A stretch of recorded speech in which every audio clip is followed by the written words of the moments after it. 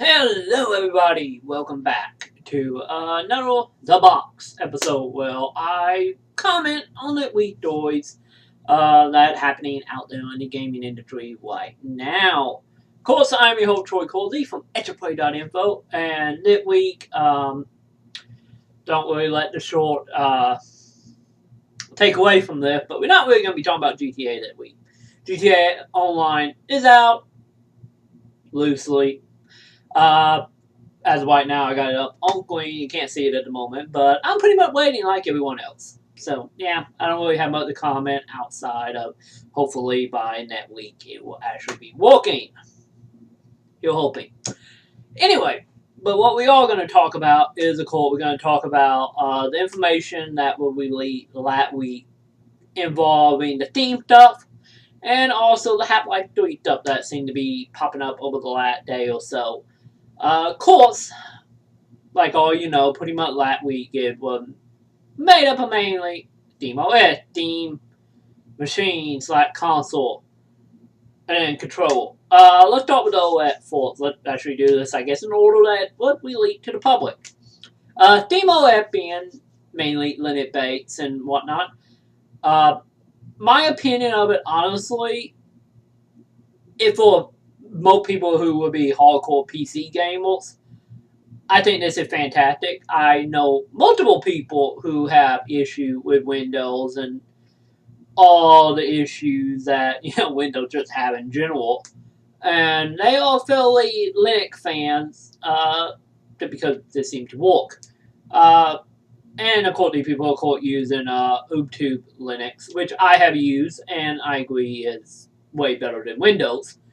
But Steam over the last couple of years, mainly with uprising of indies, have actually been porting a lot more stuff over to Linux. And actually going Linux based for operating system actually make perfect sense. Especially if they can get the emulation stuff down. Because as of right now, I know like all the indie stuff and a lot of stuff moving forward can be fine and dandy working on SteamOS with it being Linux and all. But for like back games or third party games, well, our Steam can actually get a real foothold in them and actually make them make another skill of the game, which I don't think many third party will actually do. Yeah, we probably won't be seeing like Assassin's Creed 4 or like whatever Call of Duty or what the stuff that actually sells, I guess. We probably won't be seeing that without Valve have put some money into it, which is a little flawed because we have EA and Ubisoft and whatnot wanting to make their own little pie over in the corner of their own random game, might be Origin or what Uplay and whatnot. So I don't foresee them actually working good with them people, but on the other front, there is a program on Linux called Wine, which it's kind of a headache, but you can get Windows applications actually running through it by going through emulation. If this is going to be the the Kate for SteamOS, they're going to have to get that down really, really good and make it super easy to actually convert the game over into Linux. Because if not, we ain't going to be stuck with indie stuff, which are all fine and dandy. But as far as making this something that's going to be consumable by outside and not just the people who get gaming or very much PC gamers and would be the type that would switch over OS if it dropped the CPU temperature like 5 degrees or one them called like a couple gigs or megabyte down on processing speed and RAM speed and whatnot. Like, yeah, them people are going to do that, no problem. But if all normal smudge person out on the street, they're going to take a little more convincing without this straight up simple I can be for emulation for that stuff. Or Valve throw a lot of money at some people. So, the OS is, I don't foresee it growing to any insane amount beyond the normal PC market people who mainly be the type that will play PC games over anything. And any more so for people who are Linux fans, me and a couple of people I know and whatnot, being able to actually play most of the games on it without going through any irritation, third-party programs and letting it get that working. Fantastic for them. As far as the OS is concerned, I don't think it will hit max consumption. Till we get to the Steam machine or Steam box or whatever you want to call it, which that now could, the Steam OS does a mouse and be inbox ready to go. But the machine itself got some issues here since it's not actually going to be developed by Valve and going to be exported to many manufacturers out there. We went into the issue of course, PC games and the ideal of what work on what system, what specs, and whatnot. And honestly, thinking about this, I have thought of about two different ways we can go here. Of course, we do the whole thing, the console, or PC mainly.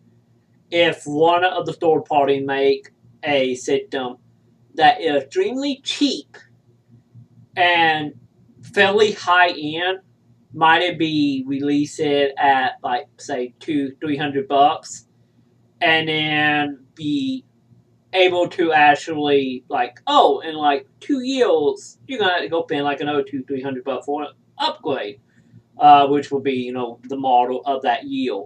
Or could do it every year. Something along the lines of like how Apple do with the iPhones and tablets and whatnot. That could work. Another way to actually do this would of course be with interchangeable parts that are easy to understand to the mass public and make sense. Which kind of go into what I think they're going to have to do. Is they're going to have to drop the whole idea of, oh, this is, GeForce 600 series or higher, or CPU higher than X, Y, and Z. That stuff got to go. It's like, to the nerds out there, we get it. Like, yes. But to the mass public, once again, that's not exactly going to work. How they could actually fit it would be like, once again, following like Apple's introducing numbers and letter. It'll be like 1 through 4, 4S, whatever. Actually have it set up well. And like, the game requires, CPU 1, graphic card 4, whatever, all the pieces that you can change out. Or if they would go the way I would hope would be is you elite like software versions and be like when you look under Steam at a game you want to buy, be like version 1, version 5, which in return will represent like the $200 machine, $500 machine, $1,000 machine, whatever. Actually give them a number that when people look at the game on Steam, it'd be like require Steam at 5. Like, oh, that require the system that like $600. And then be like, oh, okay, I can't play this. Instead of doing the whole thing that I went in to PC game. It's been a part of PC gaming for years at that point of buying games or getting games that will not run on your system. Might it be frame rate issue, shadowing issue, just crashing on launching. That's a huge hurdle they got to get around. And honestly, at that point, I gotta say that the one thing Apple kind of got going for them in that end. They're like, we need to make this simple. We need to get it down to X, Y, and Z for everybody to understand and know that what game will work for them and what won't. Without any confusion. Which, if you do it simple, that's still going to take a little bit of manpower to get out to the mass public. And then, of course, we got the last announcement for the week, which is the Steam controller.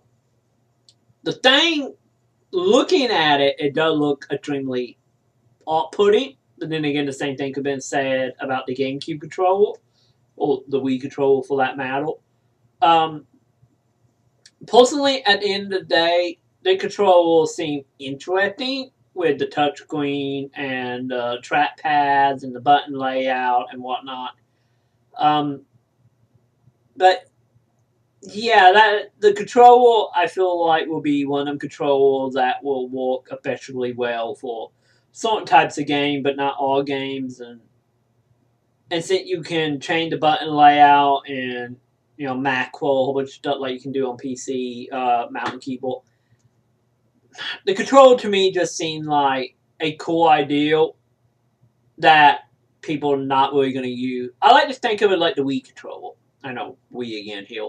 But you have the Wii remote and the nunchuck and whatnot. Personally, for me, like the second I could actually hook up a classic controller, I'm good with that. And I kind of feel like they're going to be the same thing here. Well, you will have the people like, oh, I'm just going to plug in a 360 controller. I'm going to plug up mouse and keyboard and not worry about it. So, yeah, it looked interesting. I kind of want to fuck with it just to see how it work out, but I don't foresee it actually coming in too dramatic without the actual PC slash console, the Steam machine actually really get going. So overall of the device itself, it's very interesting, very intriguing. Personally, the OLED sound like the only thing that really gonna pay off, especially for the PC gamer cloud. Since who want to go spend $1,000? Well, they somehow get it down to like $200-300. But let's go realistically here with PC. Like, who's gonna go out and spend $1,000 on a PC that is hardcore enough to have a PC only for gaming in said front room, basement, bedroom, whatever? Most of the people I got a feeling will just who cares will build a computer equally or more powerful for that money and just put on the OS and be done with it, especially if it actually helps performance in any way. I'm not saying the Steam box or Steam machine will be useless or will not be successful in any way. It just all going to come down to how well they communicate what the distance between that Steam machine and that one. Which, hopefully, Valve and the third-party manufacturer will be able to do that. Who knows? To then, we get like 5-degree cool in a PC because of Steam OS, I'm going to go for that. And with it being Linux, hey. And then, of course, the other thing that popped up, that wasn't a part of the overall Steam machine announcement, which was Half-Life 3 being copyrighted overseas. Which, in return, it doesn't mean anything actually coming to be outside of Valve just, watching them back. Because if you think about it, it's only a matter of time before we get some civil lawsuit going of some models or an indie developer or somebody trying to start something on Kickstarter or Indiegogo or any other of them fundraising cloud surfing sites of somebody trying to do Half-Life 3. Not saying anything wrong with the whole idea of, like, say, the people, all the models and programming, nobody who made, Black Mesa, not like, oh, we're just going to make Half-Life 3. Nothing really super stopping them, but by having the copyright in place, Valve could actually, hit up any type of legal discussion they see fit over it. And I think it probably more of just back-ending on their end so they don't got to worry about somebody coming in and kind of snooping that away from them. Because honestly, it seems a little odd that they don't always have that copyrighted, especially since how long ago it been since Half-Life 2 and episodes. So, like everyone else, I'm hoping, same way I'm hoping GTA start working here soon. But, who knows. But then again, if Half-Life 3 is only on the Steam machine, that went all my logic, because, many people will spend that couple $1,000 to play Half-Life 3. And honestly, Valve, if you want the Steam machine to actually get anywhere, or Steam OS, that's how you do it right there. Half-Life 3 exclusive to Steam OS.